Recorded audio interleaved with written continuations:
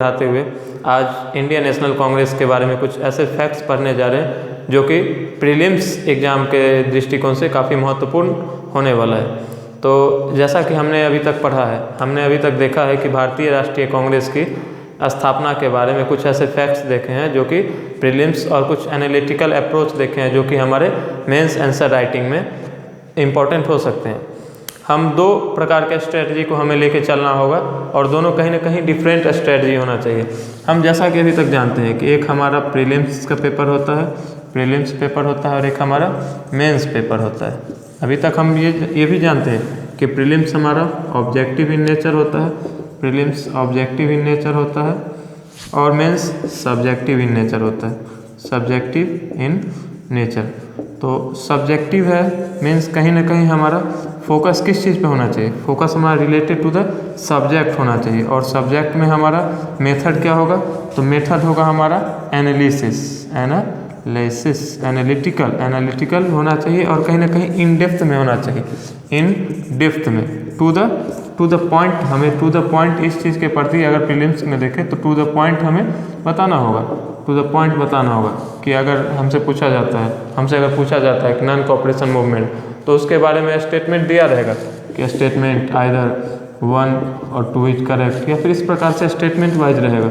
लेकिन हमारा अगर हमसे पूछा जाए, सिंपली पूछा जाए कि नॉन कोऑपरेशन मूवमेंट के बारे में आप अपना एक विचार दीजिए, तो इसमें हमें अपना विचार नहीं डालना होगा, इसमें कहीं ना कहीं हमें उस प्रकार से इसे एनालिटिकल अप्रोच के साथ लिखना होगा जिससे इसे एक बैलेंस व्यू हम दे सके। ना हम ये कह सकते हैं कि नॉन कोऑपरेशन मूवमेंट असहयोग आंदोलन पूरी तरीक़ा से विफल हुआ, या फिर ना ही हम इसको इस तरीक़ा से ले सकते हैं कि हम हमें ये नहीं कहना होगा कि नॉन कोऑपरेशन मूवमेंट असहयोग आंदोलन पूरी तरीक़ा से सफल हो पाया। हमें दोनों का बैलेंस ले के चलना होगा कि yes, it was quite successful, but the event of Chaura Chauri that was on 5 फरवरी 1922, 5 फरवरी 1922 को जो चौरा चौरी होता है, उसके बाद कहीं ना कहीं महात्मा गांधी विड्रॉ कर लेते हैं नॉन कोऑपरेशन मूवमेंट और सहयोग आंदोलन को विड्रॉ कर लेते हैं। तो इसका हम कहीं अगर ड्रॉबैक लिखना होगा तो हम लिख सकते हैं कि वायलेंस का रूप एक हम कह सकते हैं कि हिंसात्मक जो प्रवृत्ति उस समय में देखा गया, जो कि हम क्रिटिक्स में हम लिख सकते हैं कि चौरा चौरी इंसिडेंट जो कि एक बहुत ही ज़्यादा दुखद घटना थी। इस चीज़ के प्रति महात्मा गांधी ने भी अपनी रवैया पूरी तरीक़ा से साफ कर दिया था कि चौरा चौरी घटना को बर्दाश्त नहीं किया जा सकता है। और इसीलिए कहीं ना कहीं इसमें एक फैक्ट्स हमें लिखने को मिलेगा अगर हम मेन सब्जेक्ट के रूप में लेकर चले नॉन कोऑपरेशन मूवमेंट। ये जस्ट हम एक एग्जाम्पल के रूप में लेकर चले, तो ये दिखा रहा है हमें कि एक बैलेंसिंग अप्रोच को लेकर चलना होगा। एक तरफा हम झुकाव हमें कहीं ना कहीं एक निगेटिव माइंडसेट, एक एग्जामिनर जब कॉपी चेक करता है तो उसमें एक निगेटिव माइंडसेट उत्पन्न कर देगा अगर हम एक तरफा झुकाव आंसर अपना कर ले। तो इस चीज़ से हमें बचना है। और जब हम जब सब्जेक्टिव की बारी आती है तो कुछ ऐसे क्वेश्चंस होते हैं जिसमें आपसे आपका ओपिनियन पूछा जाता है कि आपका ओपिनियन क्या, आप अपना राय दीजिए, तो वो एक अलग हो गया। लेकिन बहुत सारे ऐसे फैक्ट्स हैं जिसमें अगर हम अपना राय देते हैं तो वो कहीं ना कहीं एक हमारे झुकाव को दिखाएगा और इस चीज़ से हमें बचना है। क्योंकि एग्जामिनर में कहा भी जाता है कि first impression is the last impression. हमारा जब कॉपी चेक होना शुरू होता है तो उस समय में देखा जाता है कि हमने किस प्रकार से उस बातें को to the point, what is the question, what is the demand of question, right as per the demand of question, not as per your knowledge. आपका नॉलेज वहाँ पे मैटर नहीं करेगा कि आप कितना जानते हैं असहयोग आंदोलन के बारे में। What is the demand of question, what question talks about, question क्या कह रहा है, क्वेश्चन कह रहा है कि yes either it is true और not that non cooperation movement, असहयोग आंदोलन के बारे में अगर कहा जाए कि असहयोग आंदोलन एक सक्सेसफुल मूवमेंट के बारे में हम कह सकते हैं, या फिर इसे हम कहीं ना कहीं एक विफलता के रूप में ले सकते हैं। तो इस प्रकार से हमें बहुत सारे क्वेश्चन ऐसे मिलेंगे जो कि डायरेक्ट हमें उसके बारे में बताना होगा, और उसके बारे में तभी हम बता पाएंगे जब हम इन डेप्थ में उसके बारे में पढ़ेंगे। तो हम भारतीय राष्ट्रीय कांग्रेस के बारे में अभी तक हमने पढ़ा है। आज शुरुआत करते हैं हम अपना आज का वीडियो लेक्चर, और इसमें आज का जो हमारा मेन टॉपिक होने वाला है वो प्रीलिम्स के दृष्टिकोण से काफ़ी ज़्यादा होने वाला है, क्योंकि आज हम फैक्ट्स के बारे में ज़्यादा पढ़ेंगे। सिवाय इसके कि हम एनालिटिकल अप्रोच आज थोड़ा सा कम देखेंगे, आज हम फैक्ट्स के बारे में देखते हैं। तो चलिए हम शुरुआत करते हैं आज का टॉपिक, और आज का टॉपिक है हमारा formation of Indian National Congress and it's objective and important sessions. तो इम्पोर्टेंट सेशंस में आज हम कुछ ऐसे सेशन के बारे में देखेंगे जो कि बहुत इंपॉर्टेंट है। एक हमारा कहा जाता है कि 1924 का इम्पोर्टेंट सेशन है। क्यों? क्योंकि ये 1924 का बेलगांव सेशन इम्पोर्टेंट इसलिए है क्योंकि ये एकमात्र सेशन था, एकमात्र सत्र था जिसमें महात्मा गांधी ने पार्टिसिपेट किया था। महात्मा गांधी इसके प्रेसिडेंट रहे थे। तो चलिए आज इसके बारे में हम कुछ शुरुआत कर लेते हैं, और इसके बारे में आज हम important sessions of INC, Indian National Congress के important sessions of Indian National Congress, इसके बारे में हम देखते हैं। तो सबसे पहला हमें देखने को है, हम 1885, 1886, 1887 और 1888। तो अभी तक हमने पिछले क्लास में हमने देखा है, पिछले क्लास में हमने क्या देखा है, पिछले क्लास में हमने देखा क्या कि 1885 में भारतीय राष्ट्रीय कांग्रेस की स्थापना होती है। A.O. Hume, retired British civil servant A.O. Hume ने भारतीय राष्ट्रीय कांग्रेस की स्थापना की, और साथ देने वालों में हम दीन सौ एक वाचा का भी नाम आता है, फिरोज शाह मेहता का नाम आता है, दादा भाई नौरोजी का नाम आता है। ये सारे नेम इंपॉर्टेंट्स हैं, लेकिन अगर एक रियल में हम कहा जाए कि वो फाउंडेड किन्होंने किया था, तो वो रिटायर्ड ब्रिटिश सिविल सर्वेंट थे A.O. ह्यूम। इसके बारे में हम अभी तक ऐसा देख चुके हैं, और इसके आगे भी हम देख चुके हैं कि 1886 का सेशन हमने देख लिया, 1887 का सेशन हमने देख लिया, और 1888 का सेशन देख लिया। 1885 का सेशन को प्रिसाइड करने वाले थे WC बनर्जी, 1886 को करने वाले थे दादा भाई नौरोजी, 1887 को करने वाले थे बदरुद्दीन तैयब जी, और 1888 को करने वाले थे जॉर्ज यूले। तो यहाँ से क्वेश्चन पूछा जा सकता है कि who was the first president of Indian National Congress, तो उसमें हमारा कहना होगा कि WC Banerjee was the first president of Indian National Congress.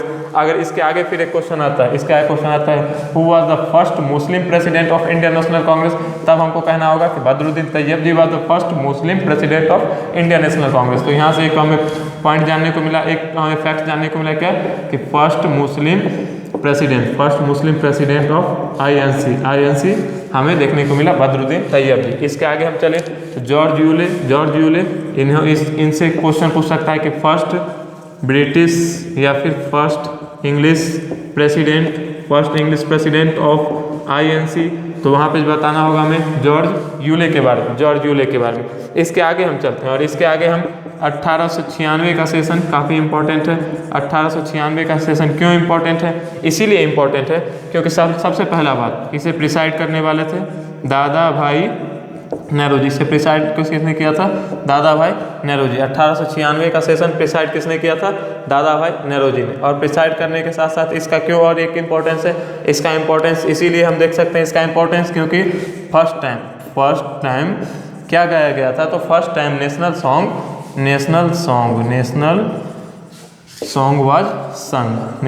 गाया गया था। नेशनल सॉन्ग वाज संग, और नेशनल सॉन्ग क्या है?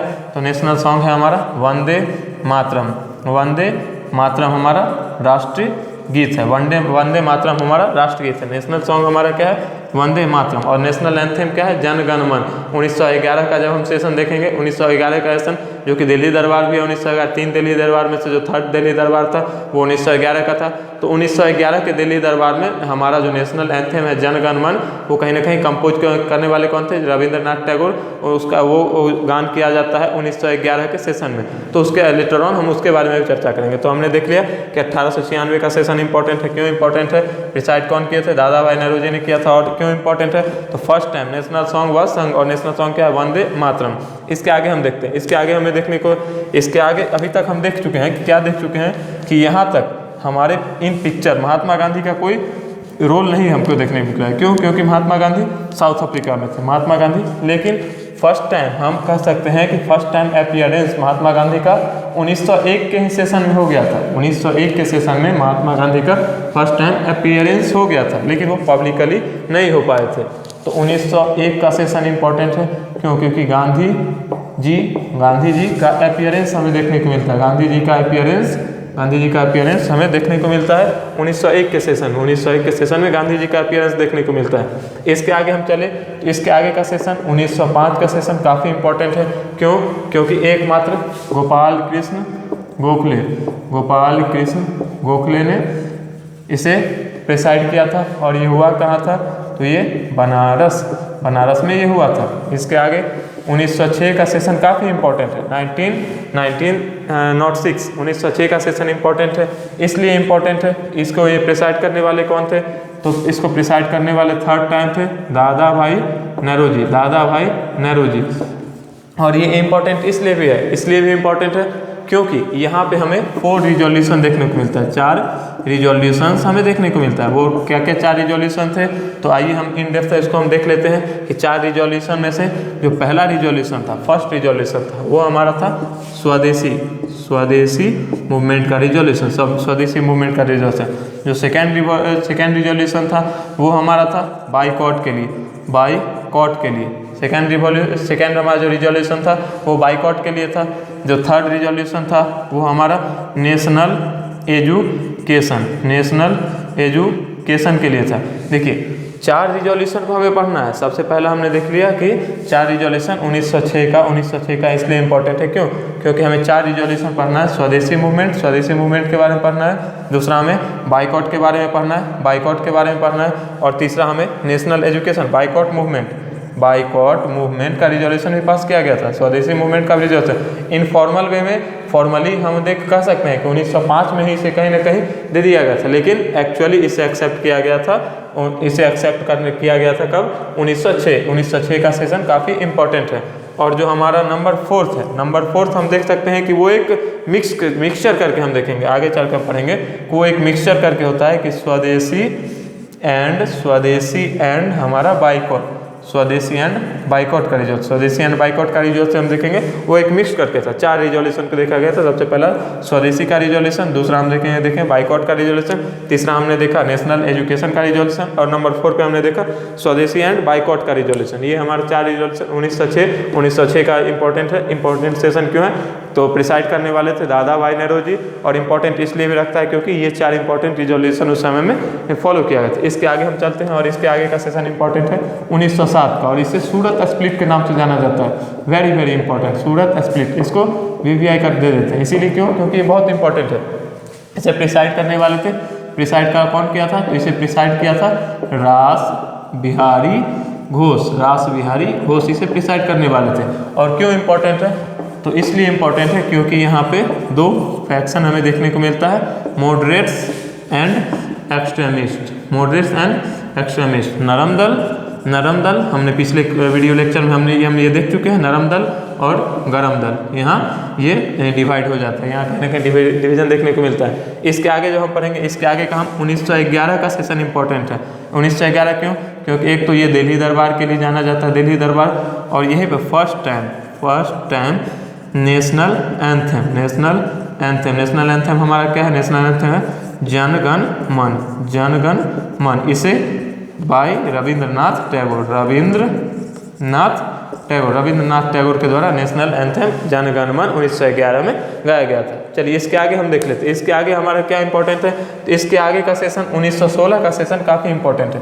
इसमें 1916 का सेशन को हम लखनऊ पैक्ट के नाम से जानते हैं। तो लखनऊ पैक्ट एक हम सीधा सिंपल वे में कह सकते हैं, पैक्ट एक हम एग्रीमेंट को कह सकते हैं। तो किसके बीच में एग्रीमेंट होता है, तो ये बहुत इंपॉर्टेंट है, एग्रीमेंट किसके बीच में और क्यों हुआ था एग्रीमेंट। तो क्यों हुआ था इसका एक कारण हम देख सकते हैं, इसलिए देख सकते हैं क्योंकि उसको हम कह सकते हैं कि 1907 का सूरत स्प्लिट के कारण ही हमारा एक एग्रीमेंट देखने को मिलता है, और वो एग्रीमेंट 1916 में लखनऊ पैक्ट के नाम से जाना जाता है। क्यों, क्योंकि 1916 का जो लखनऊ पैक्ट होता है, तो इसमें हम जान लेते हैं कि इसे प्रिसाइड कौन किया था, तो अंबिका चरण मजूमदार इसे प्रिसाइड करने वाले थे। और क्यों है, क्योंकि ये जो हमने देखा था, हमने 1907 के सूरत स्प्लिट में क्या देखा था कि मॉडरेट्स और एक्सट्रीमिस्ट ये फिर एक कॉमन हो जाते हैं, और यहाँ से एक सिंगल डिमांड को लेके आगे बढ़ते हैं। तो इसलिए हमारा इंपॉर्टेंट हो जाता है। तो हम क्या कर सकते हैं कि 1916 के लखनऊ पैक्ट में जो हमारा 1907 का जो सूरत स्प्लिट का जो एक हम देख सकते हैं कि डिफ्रेंसिएशन देखने को मिलता है, उसका कहीं ना कहीं यहाँ पे फिर से एक बार मर्जर हो जाता है। यहाँ पे हम merger of moderates and moderates and extremist moderates और एक्सट्रीमिस्ट का यहाँ पे मर्जर हम देख सकते हैं। इसके आगे 1916 के आगे क्या इंपॉर्टेंट है, तो 1916 के आगे का 1917 और इसे डिसाइड करने वाले थे एनी बेसेंट इसे डिसाइड किया था। और ये हमारा first women president of INC कौन थे, first women president of INC Annie Besant. एक कंफ्यूजन, यूपीएससी आपको इस प्रकार से कंफ्यूज कर सकते हैं, किस प्रकार से, who was the first Indian women president of Indian National Congress, तब आपको सरोजिनी नायडू टिक करना होगा। तो हम यहाँ से 1925 का सेशन जब हम देखते हैं तो उसमें हमको मालूम है कि Sarojini Naidu was presided over the 1925 session of Indian National Congress. So UPSC may ask you a question that who was the first woman president of Indian National Congress at that time, and we will have to tick whom, Annie Besant. But if UPSC specifically ask a question that who was the first Indian woman president of Indian National Congress, then at that time we will have to select what? We will have to select Sarojini Naidu. Because why? Because in the question, what is the demand of question? The demand of question is that who was the first Indian woman president. So Annie Besant was Irish lady. He was not Indian. She was not Indian. But Sarojini Naidu was Indian. So as per the demand of question, we will have to tick Sarojini Naidu as the first Indian woman president of Indian National Congress. So later on we will have to look more about Sarojini Naidu and Annie Besant.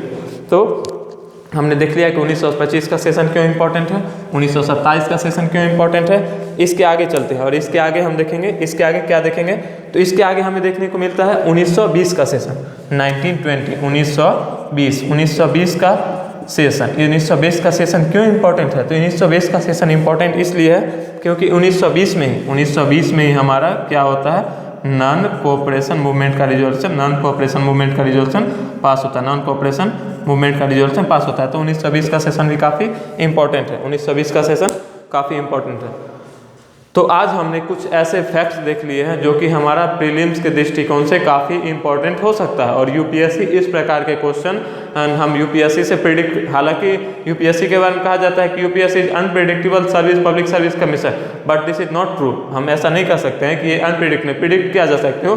तो हम PYQ previous year question को, अगर हम PYQ को हम follow कर previous year को, और ट्रेंड क्या है, अगर हम ट्रेंड देख लें ना पिछले 5 ईयर्स का, हम पिछले 5 ईयर्स का ट्रेंड देख लें, 5 ईयर्स का एक ट्रेंड देख लें, अगर हम ट्रेंड देख लें यूपीएससी का, ट्रेंड ऑफ यूपीएससी।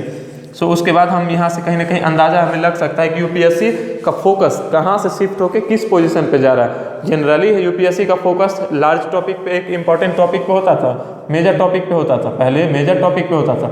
लेकिन अब का अगर हम हिस्ट्री का पेपर देखें तो उसमें कुछ ऐसे क्वेश्चन पूछे जा रहे हैं, नंबर ऑफ क्वेश्चन कुछ हमें देखने को मिले, वो कहीं ना कहीं माइनर टॉपिक छोटे छोटे टॉपिक्स पे पूछे जाते हैं, जो अमूमन तैयारी करने वाले विद्यार्थी उस चीज़ को छोड़ के चलते हैं। तो हमें उस चीज़ को भी लेके चलना, और साथ ही साथ हमारा जो मेजर टॉपिक है उसको तो हमें लेके ही चलना है। तो आगे जब हम अगले वीडियो लेक्चर में हम स्टार्ट करेंगे तो हम लेटर ऑन मूव करेंगे 1925 के आगे का जो इंडियन नेशनल कांग्रेस, भारतीय राष्ट्रीय कांग्रेस का जो इंपॉर्टेंट सेशन होता है, जो यूपीएससी के प्रीलिम्स दृष्टिकोण से। हम ये नहीं कहते हैं कि ये मेंस में नहीं, मेंस में भी आपका जब एनालिटिकल अप्रोच के साथ साथ कुछ डिस्क्रिप्टिव आंसर लिखना होगा जो कि कुछ गुड मार्क्स फेच कर सके, तो उसमें आपको डालना होगा, कुछ ऐसे पॉइंट डाल देना होगा। जैसे कि हम कह सकते हैं कि जो सूरत स्प्लिट का जो एक डिवीजन हमें देखने को मिलता है, वो कहीं ना कहीं मर्जर के रूप में 1916 का लखनऊ पैक्ट में वो एक रिफॉर्म के, एक सुधार के साथ होता है। तो इस प्रकार का हम कुछ अच्छे पॉइंट्स हम डाल सकते हैं मेंस में, ताकि एक लुक्रेटिव वे उसको दे सके। तो आने वाले वीडियो